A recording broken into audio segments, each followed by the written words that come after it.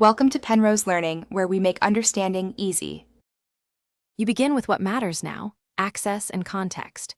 Connect the console or SSH into the management IP, enter your admin credentials. Once done, check the FortiGate firmware and configuration backup. Make a backup now, do not skip it. You also confirm network segments, WAN, LAN, DMZ, subnets, and gateway addresses so rules map correctly. This initial setup prevents guessing later and makes the next steps deterministic. Make sure to record IPs and credentials before moving on. You now configure interfaces, routes, and policies.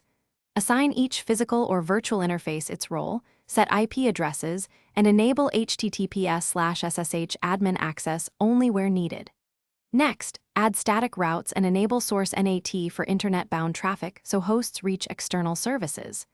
Then create firewall policies. Select source, destination, service, and schedule. Set action to accept or deny, and enable logging for initial validation. Once policies, you finish by hardening and validating the deployment.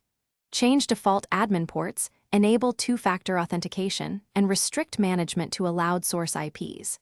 Then run tests. Traceroute to samples, packet captures on relevant interfaces, and review log entries to confirm allowed or dropped flows.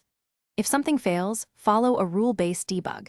Check interface link/state, confirm policy order and matching, verify route and NAT behavior, and use debug flow to see where packets are dropped.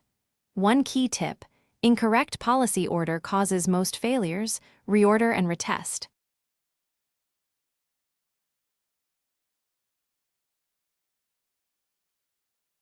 Thanks for watching. If this was helpful, leave a like and consider subscribing. See you next time.